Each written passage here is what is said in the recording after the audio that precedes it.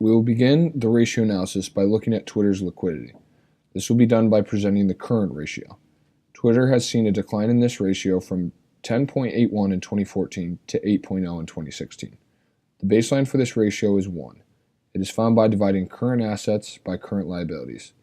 Therefore, a ratio better than 1 suggests that at the current time, a firm's current assets can settle its current liabilities. Therefore, this ratio is favorable for Twitter. As a social media company, we wouldn't expect them to have a large amount of current liabilities as they don't have any inventory or purchases which mainly comprise this account. Their total current assets in 2016 total $4,652,196, while their current liabilities are only $584,021.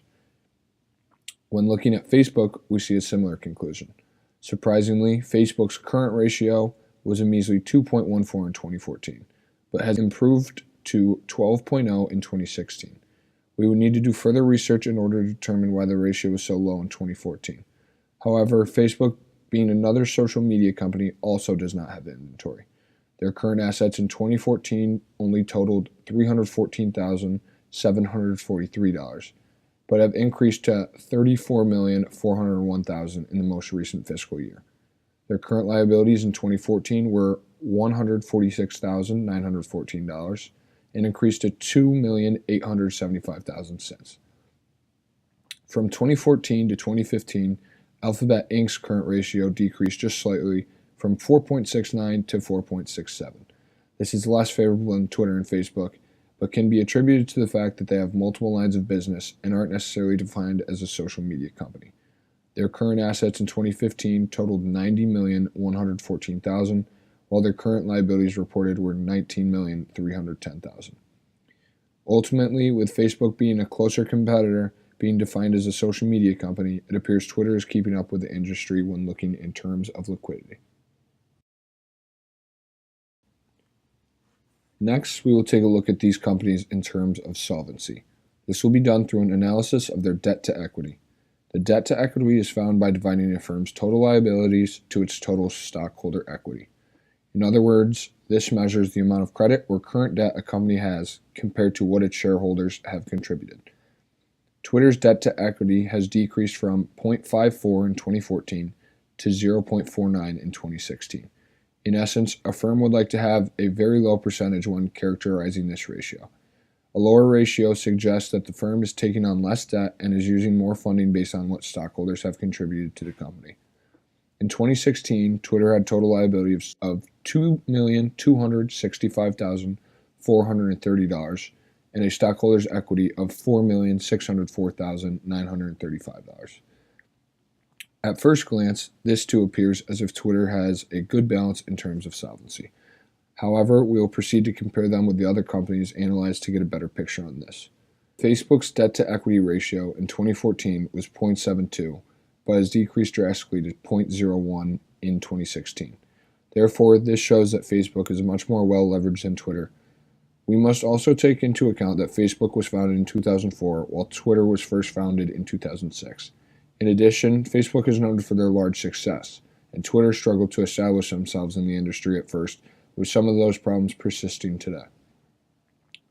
Facebook's total liabilities amounted to $5,767,000 in 2016, while they had a total stockholders' equity of about $59,149,000.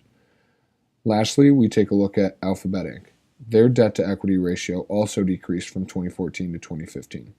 A debt-to-equity of 0.24 was reported in 2014 and dropped to 0.225 in 2015. This ratio shows that Alphabet Inc. is also more well-leveraged than Twitter. Their total liabilities in 2015 were $27,130,000, while stockholders' equity was reported at $120,331,000. In conclusion, Twitter does not appear to be as well leveraged as the other two companies we are comparing it with. Some factors that may contribute to this include: first, as the figures indicate, Facebook and Alphabet Inc. are much larger scale companies than Twitter.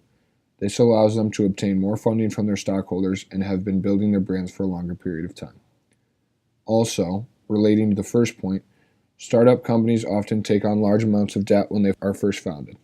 Therefore, as Twitter has struggled to come up with a strategy to build more profits, they in turn are likely having a tougher time paying off their debts. Also, being a smaller company means that they have less of a capital contribution from stockholders and less equity in their business.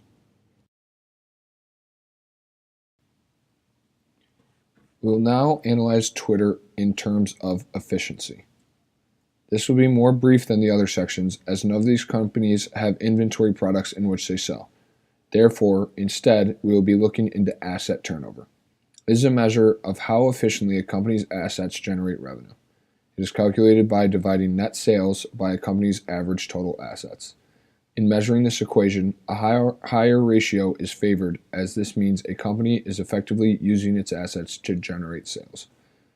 Twitter's asset turnover increased from 0.37 to 0.38 from 2015 to 2016. This means that they did slightly better in terms of efficiency. In 2016, net sales totaled $2,529,619, with average total assets being $6,656,402. Facebook saw a drop in their asset turnover from 2015 to 2016. 2015 produced an asset turnover of 0.73, while it decreased to 0.48 in 2016. This suggests that Facebook became less efficient over this period in terms of efficiently using their assets to generate revenues. Their net sales in 2016 were $27,638,000, with average total assets amounting to $57,184,000. This decrease in asset turnover is most likely a result of their large increase in average total assets.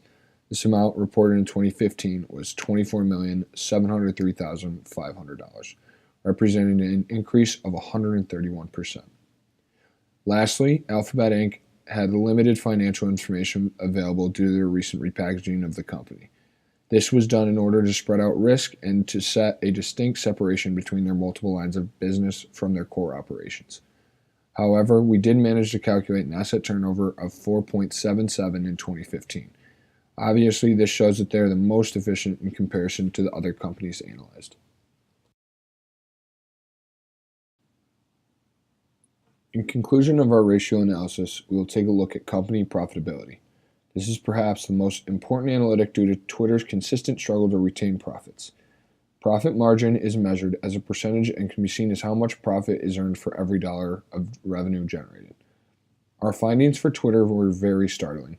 The profit margin percentage has improved over the years, yet it is still very poor. It is management's responsibility to correct this in the future in order for Twitter to continue operating. From 2014 to 2016, Twitter's profit margin has improved from negative 0.41 to negative 0.18. These numbers are negative due to Twitter reporting negative net income in the years mentioned. This is an improvement, yet should still be very concerning. Their net sales in the respective years amounted to $1,403,002 and $2,529,619. A positive that can be taken from this is that they are increasing their sales. However, they will need to reduce expenses or have a large gain in sales in order to begin producing positive returns. Facebook, on the other hand, has had an impressive increase in this category over the past 3 years, although this figure did slump in 2015. Their profit margin has increased from 0.24 in 2014 to 0.37 in 2016. In other words, Facebook is retaining 37 cents for every dollar of revenue generated in the most recent period.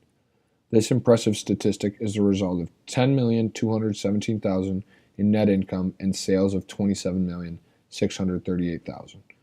This figure obviously is much more attractive than Twitter, who is not keeping pace with the industry.